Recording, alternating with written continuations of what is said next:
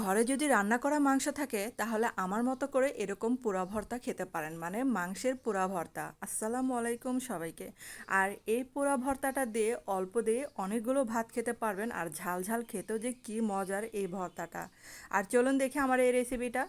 এখানে প্রথমে দেখেন পেঁয়াজ, মানে 2টা বা 3টা হবে, পেঁয়াজ টুকরো করে নিয়েছি, তারপর আদা, তারপর রসুন, কাঁচামরিচ মানে পাকা কাঁচা মিলিয়ে নিয়েছি। আর এই যে রান্না করা মাংসটাকে একটু আমি ঝুরি করে নিলাম।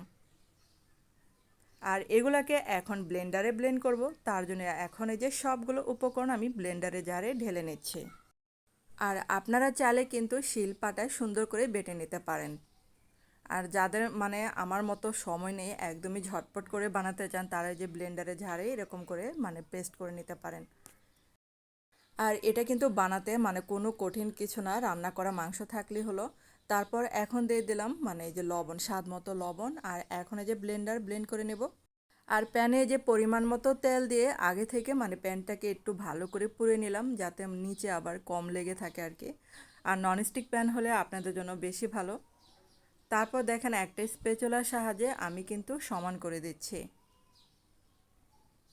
আর বন্ধুদের কাছে ছোট্ট একটা রিকোয়েস্টে, যারা আমার চ্যানেল আজ নতুন ভিডিও দেখছো কিন্তু চ্যানেলটাকে সাবস্ক্রাইব করতে ভুলে গেছো, তাদের কাছে প্লিজ অনুরোধ রইল চ্যানেলটাকে সাবস্ক্রাইব করে আমার পাশে থাকতে পারো।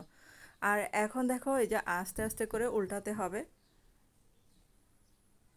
আর আমি যতবার উল্টালাম ততবার কিন্তু একটু করে মানে তেল দিয়ে নিচ্ছি। আর এই ভর্তাটা তেলটা মানে দ্রুত শুষে নেয়। আর এই ভর্তাটার বিশেষত্ব হলো একটু পোড়া পোড়া থাকবে, এবং এই যে কামড়ে কামড়ে পোড়া পোড়া মচমচা করবে, খাওয়ার সময় কি অনেক ভালো লাগে। আর এই যে এই সাইডেও কিন্তু আমি আরেকটু তেল লাগিয়ে নিচ্ছি। আর এই যে আমার উল্টানোর সুবিধার্থে আমি একটু মানে সাইড দিয়ে কেটে নিচ্ছি।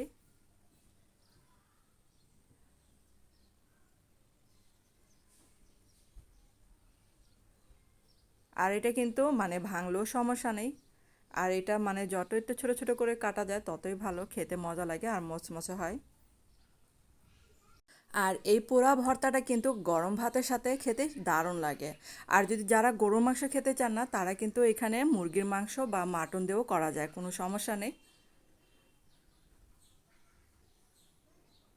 তারপরে যে চুলার আঁচটা কিন্তু মিডিয়াম আঁচে রেখে এগুলো মচমচে করে ভেজে নিতে হবে। আর এটা কিন্তু উপরে এরকম পোড়া পোড়া মচমচা থাকবে, কিন্তু ভিতরে কিন্তু একদম সফট থাকবে। তারপরে যে আমার কিন্তু এই যে গরুর মাংসের পোড়া ভর্তাটা কিন্তু রেডি।